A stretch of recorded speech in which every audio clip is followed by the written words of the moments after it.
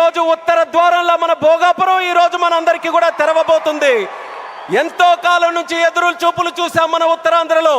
ఆఖరికి గతంలో మీరు చూసుకుంటే కొంతమంది నాయకులు దీన్ని కించపరుస్తూ విమర్శిస్తూ ఈ ప్రాంతాన్ని కించపరుస్తూ ఎయిర్ బస్సు కూడా తిరగని ప్రాంతమని వెక్కిలి నవ్వులు నడిచారు. ఈ రోజు వాళ్ళకి కళ్ళు తెరిచి చూడమంటున్నా ఎయిర్ బస్సులు దిగే ప్రాంతంగా ఉత్తరాంధ్ర మారింది. ఈ రోజు ఎలక్ట్రిక్ బస్సులు వచ్చే ప్రాంతంగా ఉంది. రేపు పెద్ద పెద్ద కంపెనీలనంటే దేశంలో ఉన్న కంపెనీలు కాదు, అంతర్జాతీయంగా ఉన్న కంపెనీలన్నీ కూడా మన భారతదేశంలో, మన ఆంధ్రప్రదేశ్లో, మన ఉత్తరాంధ్ర ప్రాంతానికి రాబోతున్నాయి. వాళ్ళ బస్సులు కూడా ఇక్కడే తిరిగి మన యువతి యువకులకి అన్ని ఉద్యోగ అవకాశాలు కూడా కల్పించబోతున్నాయి. ఇలాంటి పవిత్రమైనటువంటి భూమి మన ప్రాంతంలో తీసుకుంటే ఒక పక్కన ఆధ్యాత్మిక ఆలయాలు శ్రీకూర్మం, శ్రీముఖలింగం, అరసవెల్లి, సింహాచలం, అలాగే రామతీర్థాలు, పైడితల్లి అమ్మవారు, ఇలా ఎన్నో పవిత్రమైనటువంటి దేవాలయాలు ఇక్కడ ఉన్నాయి. మరొక పక్కన పర్యాటక రంగం, కొండలు, సముద్రం, అలాగే దానితో పాటు ఈరోజు ఉత్తరాంధ్ర దిశని మార్చే విధంగా చంద్రబాబు నాయుడు గారి తాలూకా నాయకత్వంలో గూగుల్ లాంటి సంస్థ ఇక్కడికి వస్తుంది. ఆర్సిలార్ మెటల్ స్టీల్ ప్లాంట్ వచ్చింది, రైల్వే జోన్ మనకు వచ్చింది, మూలపేట పోర్టు మనకు వచ్చింది. ఇలా లెక్క పెట్టుకుంటూ వెళ్తే ఏ ప్రాంతంలో జరగనటువంటి అభివృద్ధి ఈరోజు మన ఉత్తరాంధ్ర ప్రాంతంలో జరుగుతుందనేది యువతీ యువకులందరికీ కూడా నేను గుర్తు చేస్తున్నాను. ఇక చేయాల్సింది మనం ఒక్కటే. మనకి 2 విజన్లు ఉన్నాయి. స్వర్ణాంధ్ర విజన్ బై చంద్రబాబు నాయుడు గారు, వికసిత్ భారత్ విజన్ బై నరేంద్ర మోదీ గారు.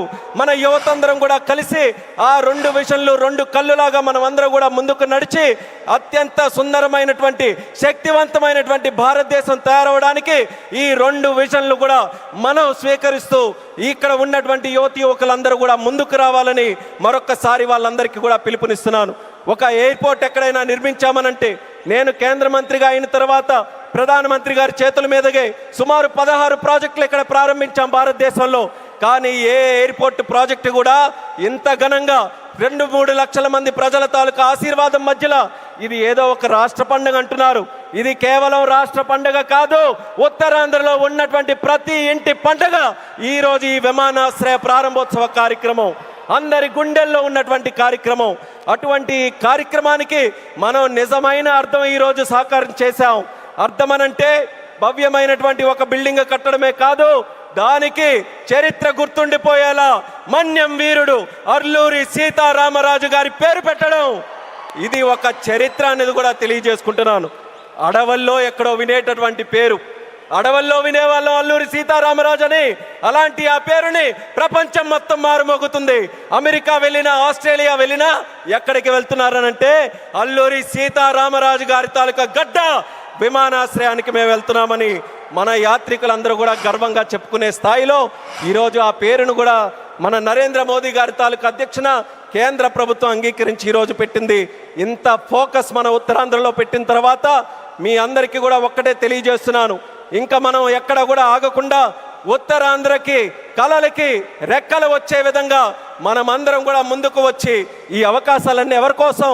ఇవి రాజకీయ అవకాశాలు కాదు, ప్రజల కోసం, యువత కోసం పెట్టినటువంటి అవకాశాలు.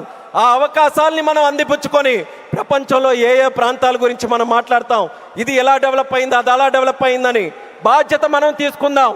నాయకులుగా వాళ్ళ తాలూకా నిర్ణయాలను మనకి చెప్పారు, వాళ్ళ మాట నిలబెట్టుకున్నారు, అభివృద్ధి ఇక్కడికి తీసుకొని వచ్చారు. ఇక పని చేయాల్సింది మనం ఆత్మవిశ్వాసంతో ముందుకు వెళ్ళి ఈ రోజు వచ్చినటువంటి అవకాశాలని సద్వినియోగం చేసుకొని ఉత్తరాంధ్రని ఉత్తమాంధ్రగా తయారు చేద్దామని ఇక్కడ ఉన్నటువంటి యువతి యువకులందరికీ కూడా పిలుపునిస్తున్నాను. అలాగే మన आदरणीय माननीय प्रधानमंत्री जी, आपको फिर से मैं भोगापुर और उत्तरांध्र प्रांत को, क्षेत्र को स्वागत करता हूं. मैं इतना इमोशनल हूं आज क्योंकि मैं भी इसी प्रांत से आता हूं. काफ़ी समय से हम सुनते आ रहे, मेरे बचपन से सुनते आ रहे, यहाँ कोई किसी के लिए अवसर नहीं है. उत्तरांध्र से लोग बाहर जाते रहते हैं काम के लिए, पर आपने वादा निभाया. आपके मार्गदर्शन में, हमारे चंद्रबाबू जी के मार्गदर्शन में यहाँ पे जो इम्पॉसिबल लगता था वो आज पॉसिबल करके दिखाया। एक गेटवे जैसा विमानाश्रय आज हमने बनाया, हवाई अड्डा बनाया, और उसके साथ ही गूगल जैसे बड़े बड़े जो ग्लोबल इंस्टीट्यूशन है वो सब भी आज विशाखापट्टनम हमारे उत्तरांध्र में आ रहे हैं। ये हमारे सब के लिए, हमारी जो ताकत है यहाँ युवाओं के लिए, ये बहुत बड़े सौभाग्य की बात है।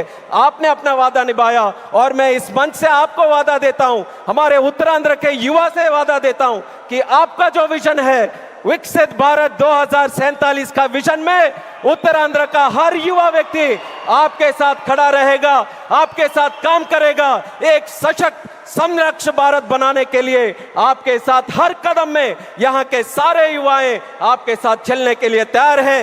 ये इस क्षेत्र का आपके साथ हमारा वादा है और ये वादा निभा कर रखेंगे। आपको, हमारे आदरणीय चंद्रबाबु नायडू जी को, मंच पर बैठे सभी को दिल से मैं स्वागत करता हूं, ధన్యవాद भी करता हूं। और आपके यहाँ వచ్చినటువంటి ప్రజలందరికీ కూడా మరొక్కసారి నా హృదయపూర్వకమైనటువంటి ధన్యవాదాలు తెలియజేసుకుంటూ ఇది ఒకే ఒక్క మాట చెప్పి నేను ముగిస్తాను। భోగాపురం ఎయిర్పోర్ట్ ఈ రోజు మనందరికీ కూడా చాలా గర్వంగా ఉంది, కానీ చరిత్రలో ఎప్పుడు కూడా నిలిచిపోయి ఉండాలి, గుర్తు కూడా పెట్టుకోవాలి। ఈ భోగాపురం విత్తనం వేసింది ఒకే ఒక్క నాయకుడు నారా చంద్రబాబు నాయుడు గారని మళ్ళీ మళ్ళీ గుర్తు చేస్తున్నాను। 2014లో విభజించిన ఆంధ్రప్రదేశ్కి ఆయన ముఖ్యమంత్రి అయితే ఆయన ఈ ఉత్తరాంధ్ర ప్రాంతానికి గ్రోత్ ఇంజన్ గా తయారు చేయాలనంటే ఇక్కడ విమానాశ్రయం పెట్టాలని మొట్టమొదటగా ఆయన ఇచ్చేస్తే ఆ రోజు ఉత్తరాంధ్ర బిడ్డగా కేంద్ర మంత్రిగా అశోక్ గజపతిరాజు గారు ఉన్నారు, ప్రధానమంత్రిగా నరేంద్ర మోదీ గారే ఉన్నారు। ఆ రోజు ప్రారంభించాం, మళ్ళీ యాదృచ్ఛికమో దైవ నిర్ణయమో ప్రజా సంకల్పమో మళ్ళీ చంద్రబాబు నాయుడు గారు ముఖ్యమంత్రిగా ఉన్నప్పుడు నరేంద్ర మోదీ గారి చేతుల మీదుగా ప్రధానమంత్రిగా ఉంటూ మళ్ళీ ఉత్తరాంధ్ర బిడ్డగా ఈ రామ్మోహన్ నాయుడు కేంద్ర మంత్రిగా ఉన్నప్పుడు ఇది జరిగిందనంటే ప్రజల తాలూకా విశ్వాసం ఈ కూటమి ప్రభుత్వం మీద ఎంత బలంగా ఉందో ఈ విమానాశ్రయం దానికి ప్రతీక అనేది మళ్ళీ మళ్ళీ తెలియజేసుకుంటూ ఈ అవకాశం కల్పించిన ప్రతి ఒక్కరికి మరొక్కసారి నా తండ్రి గారు మరి స్వర్గీయ కింజరాపు ఎర్రనాయుడు గారికి కూడా ఈ వేదిక ద్వారా నమస్కరించుకుంటూ పెద్దలందరికీ కూడా నా తాలూకా ధన్యవాదాలు తెలియజేస్తూ ఇంత చక్కనైనటువంటి